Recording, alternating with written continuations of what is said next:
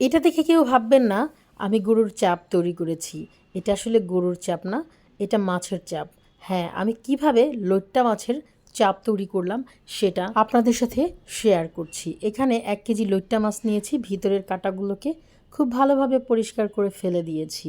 এখন এই মাছটাকে আমি খুব ভালোভাবে মিশিয়ে নিচ্ছি মশলাগুলোর সাথে। এখানে মশলা মাখানো শেষ হয়ে গেলে এই মাছগুলোকে কমপক্ষে 30 থেকে 40 মিনিট ম্যারিনেট করে রেখে দিতে হবে। এখন আমি ভাজার প্রসেসিংটা শেয়ার করছি। এখানে আমি চালের গুঁড়া এবং বেসন এবং কর্নফ্লাওয়ার দিয়ে একটা ব্রেটার তৈরি করেছিলাম সাথে মশলাগুলো অ্যাড করে। এখন আমি এখানে কিভাবে এটাকে এখান থেকে ডুবিয়ে ডুবিয়ে চুলায় একদম হাই তেলগুলো গরম থাকতে হবে। তারপর একটা একটা করে মাছগুলো এইভাবে ব্রেটারে মিশিয়ে মিশিয়ে চুলায় দিয়ে দিতে হবে।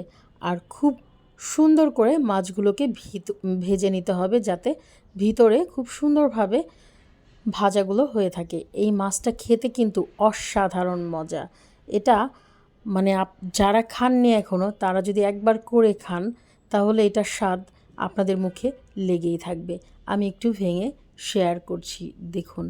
এটা কিন্তু খেতে অনেক মজাদার, অনেক স্বাদের।